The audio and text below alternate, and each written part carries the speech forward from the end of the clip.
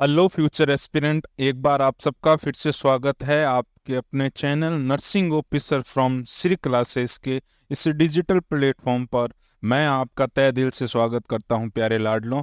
चलिएगा, आज जो है हम प्रोसीजर कर रहे हैं और प्रोसीजर से क्वेश्चंस कई सारे एग्जामिनेशन के अंदर पूछे गए हैं। और हमारा जो पेपर होने वाला है आरआरबी का, मार्च के अंदर होने के पूरे पूरे चांसेज है, मार्च तक। तो मार्च तक जो पेपर होना है तो हमारी प्रिपरेशन बहुत बढ़िया ढंग से चलनी चाहिए। और मैं चाहूँगा कि बहुत जल्द जल्द क्या करूँ, आपको एक प्रोसीजर पढ़ा दूं और बहुत जल्द से आपका रिवीजन हो जाएगा। क्या क्वेश्चन बनते हैं, कैसे बनते हैं, ये अपन थोड़ी सी जानने की कोशिश करेंगे आज के अपने टॉपिक के बारे में। और आज का जो अपना टॉपिक रहने वाला है वो रहने वाला है प्यारे बच्चों, थोरैकोसेंथेसिस। कौन सा रहने वाला है? प्लूरियोटेफ रहने वाला है, थोरैकोसेंथेसिस रहने वाला है। इसके बारे में हम थोड़ा सा डिस्कशन करेंगे कि सर जी कौन से क्वेश्चंस बनते हैं, मोस्टली कौन सा क्वेश्चन आ रखा है, उसके बारे में पढ़ने की कोशिश करेंगे। चलिएगा, जुड़िएगा और क्लास को मस्त लगे तो क्या करना है, शेयर करना है अपने प्यारे मित्रजनों को, चैनल को सब्सक्राइब करना है नए आए हो तो, और क्या करना है आपको, क्लास को लाइक करना बिल्कुल नहीं भूलना। और आपको जो टॉपिक पढ़ना है, जिस टॉपिक की आपको थ्योरी चाहिए, आप हमें यहाँ कमेंट बॉक्स में बता सकते हैं। और इस वीडियो की जो आपको आपकी जो पीडीएफ है वो हमारे टेलीग्राम चैनल पर आपको मिल जाएगी। तो चलिएगा, आज अपन शुरू करेंगे आज का अपना टॉपिक, प्लूलर टैप। क्या होता है प्लूलर टैप? तो सिंपल सी बात यह है कि हमें क्या करना है, फ्लूइड को रिमूव करना है। कहाँ से सर जी? प्लूलर कैविटी से। कहाँ से? प्लूलर कैविटी से, थोरासिक कैविटी से हमें क्या करना है, फ्लूइड को रिमूव करना है। और यही क्वेश्चन पूछा हुआ था हमारी जो डीएसएसबी के अंदर पेपर आ रखा है, पेपर के अंदर पुराने पेपर्स के अंदर भी पूछा गया क्वेश्चन था, और अभी वाले पेपर्स में कि सर जी हमें क्या करना है, फ्लूइड रिमूव करना है थोरासिक कैविटी में से। तो इस प्रोसीजर को क्या बोलेंगे? तो इसको क्या बोलेंगे? प्लूलर टैप बोलेंगे। या प्लूलर कैविटी में से फ्लूइड को रिमूव करना है तो क्या बोलेंगे? थोरैकोसेंथेसिस बोलेंगे, प्लूलर टैप बोलेंगे। तो क्या है, हमें क्या करना, जो प्लूलर स्पेस है वहां से हमें सॉरी सॉरी बेटा जी, वहां से हमें क्या करना है, रिमूव करना है। क्या वहां से सर जी फ्लूइड को रिमूव करना है? कहाँ से? प्लूलर स्पेस से। इस प्रोसीजर को हम बोलेंगे क्या? प्लूलर टैप या फिर थोरैकोसेंथेसिस। तुम्हें पता है बेटा जी, लंग्स की बात चल रही है, लंग्स के चारों तरफ जो स्पेस है उसको बोला जाता है प्लूलर स्पेस। और यहाँ पे जो है प्लूलर स्पेस, इस स्पेस में से हमें क्या करना है, ये जो है फ्लूइड को रिमूव करना है, यहाँ से एयर को रिमूव करना है। इसे अपन क्या बोलेंगे? थोरैकोसेंथेसिस प्रोसीजर बोलेंगे। ठीक है बेटा जी, ब्लूलेट टैप बोलेंगे। पूछा जाता है इसके क्या पर्पज रहते हैं। या तो क्या हो चुका है, एक्सेसिव एयर, वहाँ पे फ्लूइड प्रेजेंट है, एक्सेसिव एयर प्रेजेंट है, रेस्पिरेटरी डिस्ट्रेस हो रहा है पेशेंट को, या फिर हमें वहाँ से डायग्नोस्टिक सैंपलिंग के लिए करना है, लंग्स बायोप्सी के लिए करना है। तो ये सारे क्या रहने वाले, पर्पज रहने वाले, नहीं पूछा जाता, टेंशन नहीं है। चलिएगा, इंडिकेशंस की बात करूं, यहाँ से क्वेश्चन आता है कि प्लूलर इफ्यूजन हो रखा है, मीन्स वहाँ पे क्या है, प्लूलर कैविटी के अंदर फ्लूइड भरा हुआ है, इफ्यूजन हो रखा है, डिफ्यूजन हो रखा है। तब अपन क्या करेंगे, प्लूलर टैपिंग करेंगे या फिर थोरैकोसेंथेसिस कंडक्ट करेंगे। हीमोथोरैक्स हो रखा है, हीमो का मतलब यहाँ पे क्या है, ब्लड कलेक्ट हो चुका है प्लूलर स्पेस में, blood present in plural space. तो इसको क्या बोला बेटा जी? हीमोथोरैक्स। तो यहाँ पे क्या, ब्लड प्रेजेंट है प्लूलर स्पेस के अंदर। तब हम क्या करेंगे सर जी, तब हम प्लूलर स्पेस के अंदर अगर ब्लड प्रेजेंट है तो भी प्लूलर टैपिंग करेंगे, ब्लड को रिमूव करना है। हाइड्रो का मतलब हो गया वाटर प्रेजेंट है। क्या प्रेजेंट है बेटा जी? वाटर प्रेजेंट है, तब हम करेंगे। फिर आपकी मैं बात करूँ किसकी, एम्फाइसीमा। एम्फाइसीमा का मतलब क्या है, आपके पस प्रेजेंट है। क्या प्रेजेंट है बेटा जी? पस प्रेजेंट है। तो इस कंडीशन के अंदर भी हमें क्या करना है, वहां से पस को रिमूव करने के लिए हम क्या करेंगे, प्लूलर टैपिंग करेंगे या फिर थोरैकोसेंथेसिस करेंगे। यहाँ पर वहाँ पे न्यूमोथोरैक्स है, एयर प्रेजेंट है, एयर जो है एक्सेसिवली प्रेजेंट है, तब भी ये सारी चीजें की जाएगी। तो ये रहने वाला है क्या, इंडिकेशन। क्या क्या इंडिकेशन था सर जी? प्लूलर इफ्यूजन, उसके अंदर हम देखेंगे हाइड्रोथोरैक्स, हीमोथोरैक्स, न्यूमोथोरैक्स और न्यूमोथोरैक्स और एम्पाइसीमा। तो ये रहने वाले क्या, इंडिकेशन। इस कंडीशन में हम क्या करेंगे बेटा जी, हम जो है ये प्रोसीजर कंडक्ट करेंगे, आपका कौन सा, थोरैकोसेंथेसिस। आगे बात समझ में प्यारे लाडलो। फिर पूछा जाता है जो है, आप जो है क्या डूरिंग और आफ्टर प्रोसीजर कौन सी पोजीशन देते हैं। ये पोजीशन से क्वेश्चन हर बार बनता है। प्रोसीजर पढ़ रहे हो, एक तो इंडिकेशंस, एक उसकी positions during and after procedure and nursing interaction, कब जब आप इंसेक्ट क्या करते हो पेशेंट को ड्यूरिंग प्रोसीजर, ये कुछ एक क्वेश्चंस है जो पूछे जाते हैं, या फिर मेनली आप कौन सा इंस्ट्रूमेंट यूज में लेते हो उनसे क्वेश्चंस बनते हैं। तो यहाँ पे क्या बनता है, ये क्वेश्चन पूछा हुआ है कई सारे एग्जामिनेशन के अंदर कि आप जो है आप क्या कर रहे हो, पिलुलर टैपिंग कर रहे हो, पिलुलर इफ्यूजन कर रहे हो, तो इसके अंदर ड्यूरिंग द प्रोसीजर जो है आप पेशेंट को कौन सी पोजीशन दोगे, ड्यूरिंग द प्रोसीजर कौन सी पोजीशन दी जाएगी बेटा जी। तो अगर पेशेंट नॉर्मल है, जो मोस्ट कॉमन पोजीशन यूज में ली जाती है वो ली जाती है सिटिंग पोजीशन। कौन सी बेटा जी, मोस्ट कॉमन जो पोजीशन यूज में ली जाती है वो है आपकी सिटिंग पोजीशन। अपराइट पोजीशन दी जाएगी पेशेंट को, बोथ हैंड जो है उनको क्या करवाया जाएगा, राइज करवाया जाएगा अपने लेवल ऑफ शोल्डर तक। क्या करेंगे, पेशेंट को सिटिंग पोजीशन देंगे और उसे बोलेंगे कि आपके जो हाथ है उसे क्या करिए, ऊपर कीजिए कितना, अपने शोल्डर के बराबर, है ना। तो ये रहने वाली है क्या बेटा जी आपके पोजीशन। ये क्वेश्चन पूछा हुआ है, फिर से पूछने के चांसेज है, तो लिख लीजिएगा। Most common type of position use during the procedure of आपके प्लूलर टैपिंग या थोरेकोसेंथेसिस तो पोजीशन इज मोस्ट कॉमनली कौन सी रहने वाली बेटा जी, मोस्ट कॉमनली रहने वाली है सिटिंग पोजीशन। मोस्ट कॉमनली कौन सी रहने वाली है सर जी, सिटिंग पोजीशन मोस्ट कॉमनली रहने वाली है, बिल्कुल करेक्ट है आप। फिर बात करूं मैं तो सेकेंड रो बेटा जी है, अगर पेशेंट थोड़ा सा डल है, वो सिटिंग प्रॉपर ढंग से नहीं कर पा रहा है, तो अब अपन क्या करेंगे, वो कार्डियक टेबल यूज करके उसके ऊपर वह पेशेंट को ऐसे हाथ रखवा के फिर उसको जो पोजीशन दी जाएगी उसको बोलेंगे कार्डिक पोजीशन, ऑर्थोपेनिक पोजीशन दी जाएगी। कब, जब पेशेंट जो है सिटिंग नहीं कर पा रहा है, वो अपराइट सीट नहीं हो पा रहा है, उस कंडीशन के अंदर तो क्या देंगे अपन, कार्डिक पोजीशन या फिर ऑर्थोपेनिक पोजीशन देंगे। कब, जब पेशेंट आप जो है सिट नहीं कर पा रहा है, उस कंडीशन के अंदर किसके थ्रू बेटा जी, कार्डियक टेबल के थ्रू। जो हॉस्पिटल के अंदर टेबल पड़ी रहती है पेशेंट का, जो आपको पता ही है पेशेंट के बेड के पीछे जो एक टेबल रहती है, उस टेबल को आगे किसके पेशेंट को बोलेंगे आप आराम से यहाँ अपने हाथ रखिएगा, देन आप ऐसे सिट हो जाइए। वो जो पोजीशन है उसको क्या बोलेंगे अपन, जो है कार्डियक पोजीशन या ऑर्थोपेनिक पोजीशन दी जाती है, जब पेशेंट प्रॉपर ढंग से सिटिंग नहीं कर पा रहा है, उस कंडीशन के अंदर ऐसे पेशेंट के अंदर ये वाली पोजीशन दी जाएगी। आगे बात समझ में प्यारे। फिर बात करूं मैं किसकी, फिर मैं बात करूं अगर पेशेंट कैसा है, अनकॉन्शियस है, कैसा है, अनकॉन्शियस पेशेंट है, उस कंडीशन के अंदर हमें जो है कौन सी पोजीशन देनी पड़ेगी, तो साइड लाइन पोजीशन देंगे। कौन सी पोजीशन देंगे, साइड लाइन पोजीशन देंगे, वो भी फाउलर। कैसे, साइड लाइन फाउलर पोजीशन देंगे बेटा जी, किसके अंदर, आपके जो अनकॉन्शियस पेशेंट है उसके अंदर कौन सी पोजीशन देनी है। कब, जब आप क्या कर रहे हो, थोरेकोसेंथेसिस कर रहे हो या प्लूलर टैपिंग कर रहे हो। तो ये क्वेश्चंस पूछा हुआ था एम्स के अंदर, किसके अंदर, एम्स के अंदर पूछा हुआ क्वेश्चन है बेटा जी। एक पेशेंट है जो क्या है, अनकॉन्शियस है, और उसके अंदर क्या करना है, हमें थोरेकोसेंथेसिस करना है या प्लूलर टैपिंग करनी है। तो जब है इस वक्त आप जो है कौन सी पोजीशन दोगे, तो इस वक्त सर जी हम इसको साइड लाइन पोजीशन देंगे, साथ में जो है आपके क्या करेंगे, उसके जो उसको फाउलर पोजीशन के साथ कौन सी देंगे, साइड लाइन पोजीशन देंगे। अगर आप जैसे राइट साइड में क्या करना है, थोरेकोसेंथेसिस करना है, तो हम क्या देंगे उसको, लेफ्ट लेटरल पोजीशन देंगे, साथ में फाउलर, है ना। अगर क्या करना है आपको, जो है आपको राइट साइड में थोरेकोसेंथेसिस करना है, तो पोजीशन कौन सी देंगे कि सर उसको जो है मेरे को राइट साइड में से रिमूव करना है फ्लूइड को, तो मैं क्या करूंगा, उसको लेफ्ट लेटरल पोजीशन दूंगा, वो भी फाउलर, है ना। लेफ्ट लेटरल फाउलर पोजीशन दूंगा कब बेटा जी, जब मुझे राइट साइड से रिमूव करना। अगर लेफ्ट से करना है तो राइट लेटरल फाउलर। ये किस में रहने वाली है, ये रहने वाली है अनकॉन्शियस पेशेंट के अंदर, बहुत इंपॉर्टेंट सा है, और ये पूछा गया है तो पूछने के चांसेस भी बनते हैं। पोजीशन से क्वेश्चंस अगर प्रोसीजर पूछते हैं तो पोजीशन वाले क्वेश्चंस मोस्ट कॉमनली बनता है। ठीक है प्यारे बच्चे, नेक्स्ट देखते हैं, नेक्स्ट क्या रहने वाला है। ये रहने वाली देखिए, ये है आपका ऑर्थोपेनिक पोजीशन दे रखी है, कौन सी बेटा जी, आपके अभी हमने देखा था कार्डियो वाली, हमने देखा था ऑर्थोपेनिक पोजीशन, तो वो दे रखी है लिथार्जिक पेशेंट है, जो खुद जो है सिट नहीं कर पाते हैं, उन्हें सपोर्ट की जरूरत होती है, उन वाले पेशेंट्स के अंदर बात चल रही है, वो पोजीशन दे रखी है। ये देखो कार्डियक टेबल है, यहाँ पे जो है इस पेशेंट को ऐसे हाथ रखवा दिया है, और हम यहाँ क्या कर रहे हैं, इस फ्लूइड को रिमूव कर रहे हैं बेटा जी, हाइड्रोथोरेक्स कर रहे हैं। तो ये जो है कौन सी पोजीशन रहने वाली है आपके कार्डियो के अंदर, कार्डियोपेनिक पोजीशन या फिर ऑर्थोपेनिक पोजीशन बोलेंगे इसको, किसके अंदर, लिथार्जिक पेशेंट के अंदर, जो खुद सीट नहीं कर पा रहा है उसके अंदर। आगे बात समझ में, ठीक है प्यारे बच्चे।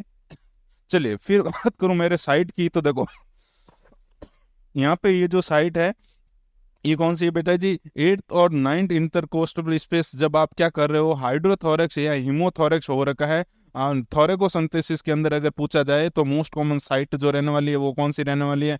8th और 9th इंटरकोस्टल स्पेस, वो भी पोस्टीरियर साइड, पीछे बैक साइड के अंदर रहते हैं बेटा जी। कौन सी? 8th और 9th इंटरकोस्टल स्पेस। ये किसके अंदर? आपके थोरेकोसेंथेसिस के अंदर पूछ रहे कि थोरेकोसेंथेसिस के अंदर कौन सी पोजीशन देंगे। प्लूरल रिफ्यूजन आप कर रहे हो, उसके अंदर जो है साइट कौन सी रहने वाली है? तो मोस्ट कॉमन साइट कौन सी रहने वाली है? प्लूरल रिफ्यूजन के टाइम, या हाइड्रोथोरेसिक के टाइम, या फिर हिमोथोरेसिक के टाइम, या एम्पाइसेमा के टाइम, तो रहने वाली बेटा जी कौन सी आपकी? 8th और 9th intercostal space, posterior side. कौन सी सर जी? 8th और 9th इंटरकोस्टल स्पेस, वो भी पोस्टीरियर साइड, ये रहने वाली है मोस्ट कॉमन ऑफ साइड किसके अंदर? हाइड्रोथोरेक्स। अगर न्यूमोथोरेक्स हो, न्यूमो यहाँ पे क्या होगा कि ये जो है बेटा जी,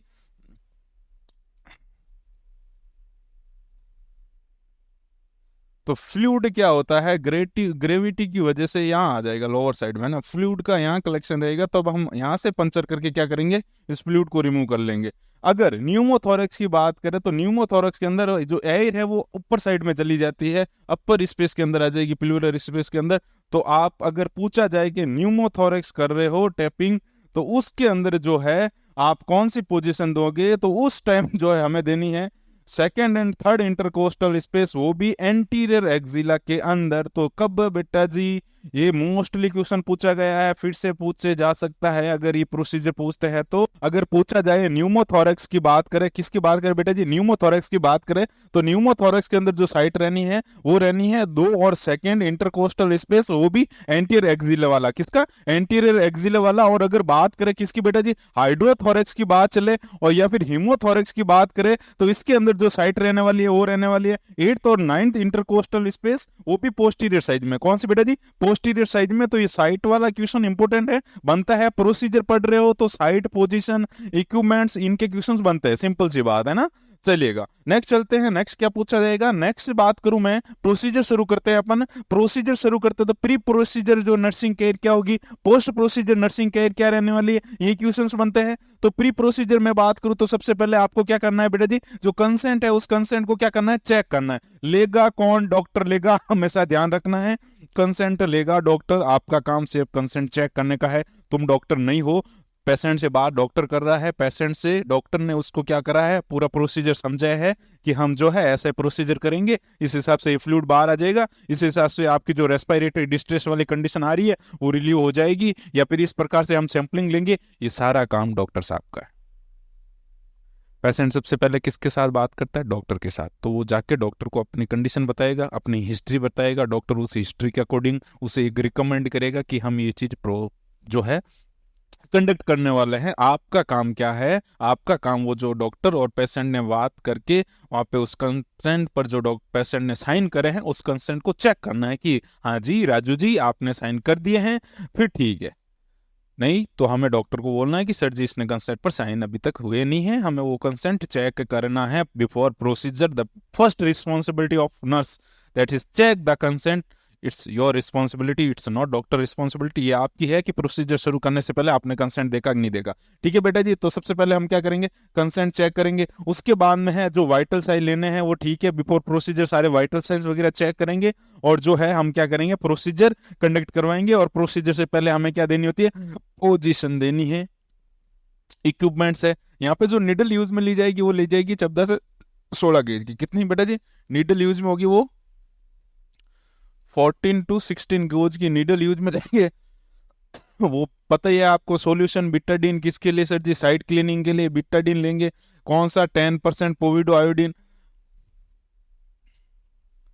ठीक है बेटा जी। फिर बात करूं मैं यहाँ तो 2% जाइलोकाइन जेली ले सकते हो आप एनेस्थेसिया, लोकल एनेस्थेसिया के रूप में। ठीक है, ये रहने वाला है क्या? इक्विपमेंट्स वाले पोर्शन के अंदर नीडल, बिटाडीन, 2% जाइलोकाइन जेली, तो ये सारी चीजें अपन ले लेंगे ना। चलिए फिर जो मैं बात करूं यहाँ पे, तो हम क्या करें ड्यूरिंग प्रोसीजर जो सॉरी जी, सॉरी खांसी नहीं जा रही है। ड्यूरिंग प्रोसीजर की मैं बात करूं तो ड्यूरिंग प्रोसीजर हमें क्या देनी है? सिटिंग पोजीशन देनी है। क्या देनी है सर जी? पेशेंट नॉर्मल है, हम उसको सिटिंग अफराइट पोजीशन देंगे। सर जी अगर पेशेंट जो है लिथार्जिक है, वो सिट नहीं हो पा रहा है, तो सर जी हमने उसको कार्डियोपेनिक पोजीशन दे दी, ऑर्थोपेनिक पोजीशन दे दी। सर जी अगर पेशेंट जो है वो जो है अनकॉन्शियस है तो सर जी हमने side lateral with Fowler position दे दी, तो पोजीशन दे दी ड्यूरिंग प्रोसीजर। देन उसके बाद में हम क्या करेंगे, हमारा जो काम है, हमने फ्लूइड को रिमूव करा है। फ्लूइड कितना रिमूव करना है बेटा जी, अगर आप सैंपलिंग के पर्पज से कर रहे हो तो 20 से 30 ml जो है फ्लूइड रिमूव करोगे। अगर वहां पे हाइड्रोथोरेक्स का है तो कम से कम आप 1000 ml के आसपास जो है फ्लूइड को रिमूव सॉरी 1000 ml के आसपास जो है आप फ्लूइड रिमूव कर सकते हो। मैक्सिमम जो है 1200 ml, इससे ज्यादा नहीं जाना है, इससे ज्यादा नहीं जाना है, शॉक के अंदर चला जाएगा पेशेंट। तो आपको क्या करना है, फ्लूइड को रिमूव करना है, पेशेंट को इंसर्ट करना है। हाँ, ड्यूरिंग प्रोसीजर हमें जो पेशेंट को इंस्ट्रक्ट करना है कि आपको क्या नहीं करनी है, कफिंग नहीं करनी है। ब्रीथिंग पहले बोलेंगे उसको डीपली ले लो, रुक जाओ, पर आपको नहीं करनी, क्या कफिंग नहीं करनी है। आपको क्या नहीं करनी बेटा जी, कफिंग नहीं करनी है। कब, ड्यूरिंग जो है प्रोसीजर में पेशेंट को इंस्ट्रक्ट करना है। आगे बात समझ में, क्योंकि सर जी अगर उसने ड्यूरिंग प्रोसीजर कफिंग वफिंग करी तो क्या होगा, लंग्स के अंदर ट्रॉमा करवा बैठेगा, जो है फेफड़ों के अंदर जो है नीडल घुसा दोगे आप और नुकसान हो जाएगा बेटा जी बड़ा सा। तो हमें ये चीज नहीं करनी है, उसको बोल देना है ठीक है। आपको फ्लूइड कितना लेना हो, अगर हाइड्रोथोरेक्स है तो आप जो है प्लूरल इफ्यूजन प्रेजेंट है तो आप 1000 ml तक फ्लूइड ले सकते हो। मैक्सिमम आप जा सकते हो 1200 ml तक। कितना सर, 1200 ml तक मैक्सिमम जा सकते हो, इससे ज्यादा नहीं लेना है। इससे ज्यादा लिया तो वो शॉक के अंदर चला जाएगा, पेशेंट में go into risk of hypotension and shock. ठीक है बेटा जी, उसको हाइपोटेंशन हो सकता है, शॉक हो सकता है, इससे ज्यादा अपने को रिमूव नहीं करना है। आप सैंपल ले रहे हो, सिर्फ आपको सैंपल टेस्ट, स्पेसिमेन टेस्ट के लिए लेना है, तो अपन क्या करेंगे, 20 से 30 ml जो है फ्लूइड को ले लेंगे। आगे बात समझ में प्यारे, ये रिपीट करना हो प्रोसीजर, ये रिपीट करना हो प्रोसीजर तो आफ्टर 8 आवर रिपीट करना है। एक बार में इतना ही लेना, एक बार में 1000 ml ही लेना है। अगर फ्लूइड और भी ज्यादा पड़ा है और उसको भी रिमूव करना है तो हमें 8 घंटे बाद इस प्रोसीजर को रिपीट करना है, हाथों हाथ पूरा फ्लूइड निकालना है। प्यारे लाडलों, समझ में आया आपको कि नहीं, चलेगा। फिर मैं बात करूं पोस्ट प्रोसीजर नर्सिंग केयर क्या रहेगी, तो पोस्ट प्रोसीजर जो है आपको कौन सी जो है बेटा जी पोजीशन देनी है, तो हमें जो है अपोजिशन साइड में पोजीशन देनी है, जिससे रिमूव क्या, उससे के अपोजिट साइड में 1 आवर्स तक। ठीक है, बात करूं मैं जनरली तो सॉरी, जनरली तो क्या दी जाती है, अपेक्टेड साइड पोजीशन दी जाती है। कई सारी बुक में है, यही है कि आपको कौन सी पोजीशन देनी है, पोस्ट प्रोसीजर अपेक्टेड साइड पोजीशन, जहां से हमने क्या करा है, एस्पिरेट किया है, वो वाली पोजीशन देनी है, टाइट ड्रेसिंग देनी है, उसको 3 से 4 घंटे तक उस पोजीशन में रखना है। क्यों, prevent from pneumothorax, prevent from bleeding. आगे बात समझ में, कौन सी पोजीशन देंगे, सर जी अफेक्टेड साइड, ये है ज्यादातर बुक्स में अफेक्टेड साइड पोजीशन देनी है। जनरली ऐसे बोलते हैं कि कुछ आवर्स के लिए आप क्या करो, अनअफेक्टेड साइड पोजीशन दो, जिससे क्या हो, लिवर सॉरी लंग्स का एक्सपांसन अच्छे से हो, तो ये रेस्पिरेटरी प्रॉब्लम ना हो, तो अनअफेक्टेड साइड। बाकी आपसे मोस्ट कॉमनली अगर पूछा जाए तो पोजीशन कौन सी रहेगी, अफेक्टेड साइड पोजीशन रहेगी। उसके साथ हमें टाइट ड्रेसिंग करनी है, प्रिवेंट फ्रॉम न्यूमोथोरेक्स एंड आपके bleeding, the reason for this, है ना। चलिए, ये रहने वाली क्या पोजीशन। फिर पंचर साइड को क्या करना है, असेस करना है, ब्लीडिंग तो नहीं हो रही है, देन मॉनिटर करने हैं नॉर्मल्स, वाइटल साइंस को। ठीक है, तो ये सारी रहने वाले क्या आपके ड्यूटीज। एंड देन जो है अगर वहां पे क्या हो रहा है, वहां पे अगर ब्लडी डिस्चार्ज आपको दिख रहा है, ब्लडी स्पुटम दिख रहा है वहां पे, और रेस्पिरेटरी डिस्ट्रेस हो रहा है, तो हमें हाथों हाथ डॉक्टर को इन्फॉर्म कर देना है। अपन पंचायत करने नहीं बैठना है, इस बात का ध्यान रखना है। सैंपल को जल्दी से जल्दी हमें क्या करना है, लैब में भेज देना है। तो ये सारी चीजें चलेगी किसके लिए बेटा जी, इस थोरेकोसेंथेसिस के अंदर। फिर पूछा जाता है इस थोरेकोसेंथेसिस का मोस्ट कॉमन कॉम्प्लिकेशंस क्या रहेगा। हाँ जी, कॉम्प्लिकेशन से क्वेश्चन पूछा गया है, तो मोस्ट कॉमन कॉम्प्लिकेशंस की बात करूँ तो वो रहेगा कौन सा, न्यूमोथोरेक्स। और इससे प्रिवेंट मैंने अभी बताया कि सर जी हमें क्या करना है, न्यूमोथोरेक्स से प्रिवेंट करने के लिए बेस्ट ये है कि हमें क्या है, जो है आपके अफेक्टेड साइड पोजीशन देनी है और उसको ड्रेसिंग करनी है, कंप्लीटली कुछ समय तक रखना है उस पोजीशन के अंदर, जिससे क्या हो, वो इससे बच सके। आगे आप बात समझ में, तो मोस्ट कॉमन कॉम्प्लिकेशंस कौन सा रहने वाला है, वो रहने वाला है न्यूमोथोरेक्स। पूछा जाए प्लूरल इफ्यूजन या फिर प्लूरल टैफिंग या फिर थोरेकोसेंथेसिस का मोस्ट कॉमन कॉम्प्लिकेशंस क्या रहेगा, वो रहेगा न्यूमोथोरेक्स। हीमोथोरेक्स भी रहेगा, ट्रेकियल डाइवेशन भी रहने वाले। तो ये सारे क्या रहने वाले बेटा जी, ये रहने वाले हैं आपके क्या ये रहने वाला है आपके जो कॉम्प्लिकेशंस किसके, थोरेकोसेंथेसिस के। मोस्ट कॉमन कौन सा रहने वाला है, ये क्वेश्चन पूछा हुआ था बीएचयू के अंदर, और जो है ईएसआई इसका पुराना पेपर हुआ था उसके अंदर ये क्वेश्चन पूछा हुआ था कि मोस्ट कॉमन कॉम्प्लिकेशंस कौन सा था आपके थोरेकोसेंथेसिस के। बिल्कुल घबराना नहीं है, बहुत सिंपल से टॉपिक्स है। प्रोसीजर हमें पूरे पढ़ के जाने हैं। फंडामेंटल ऑफ नर्सिंग जो है बहुत इंपॉर्टेंट रोल अदा कर रही है। आज के जितने भी पेपर बन रहे हैं उसके अंदर फंडामेंटल ऑफ नर्सिंग के क्वेश्चंस भर भर के आ रहे हैं, एम्स के अंदर भी आ रहे हैं, और जितने भी पेपर हो रहे हैं हमारे नॉर्थ सेट के अलावा, ट्रिपल डीएसबी वाला होगा, ट्रिपल एसबी वाला जो है, डीएसएसबी वाला अपने जो है आरआरबी है, उसमें भी आने के चांसेज है। प्रोसीजर इंपॉर्टेंट है क्योंकि यहाँ ही हमारा काम होता है। नर्सेज का काम इंजेक्शन लगाना है, तो बेटा जी ये जितने भी प्रोसीजर्स है, ये प्रोसीजर जो है, प्रोसीजर कंडक्ट करवाने में नर्सेज का बहुत बड़ा रोल रहता है। तो प्रोसीजर से क्वेश्चंस हर बार पूछे जाते हैं, इस बार भी पूछेंगे, तो बहुत बेहतरीन ढंग से प्रिपरेशन कीजिए। और आपको जिस टॉपिक की रिक्रूटमेंट है आप हमें बता सकते हैं कि सर हमें इस टॉपिक पे जो है वीडियो चाहिए, बहुत बेहतरीन ढंग से, बहुत इंपॉर्टेंट जो चीज़ें हैं जो पूछी जाती है, और कम समय के अंदर उनकी रिवीजन हो जाएगा आपका। फिर आपको क्या करना है, सिर्फ इसके एमसीक्यूज निकालने की ज़रूरत रहेगी। इनसे बाहर जो है एमसीक्यूज आप इजीली सॉल्व कर पाओगे, और इनसे बाहर जाना नहीं है। फिर मिलेंगे एक और बेहतरीन टॉपिक के साथ, तब तक के लिए सब्बा खैर, मस्त रहिए, हंसते मुस्कुराते खुश रहिए, और अपनी प्रिपरेशन को बेहतरीन रंग से करते रहिएगा। जय हिंद।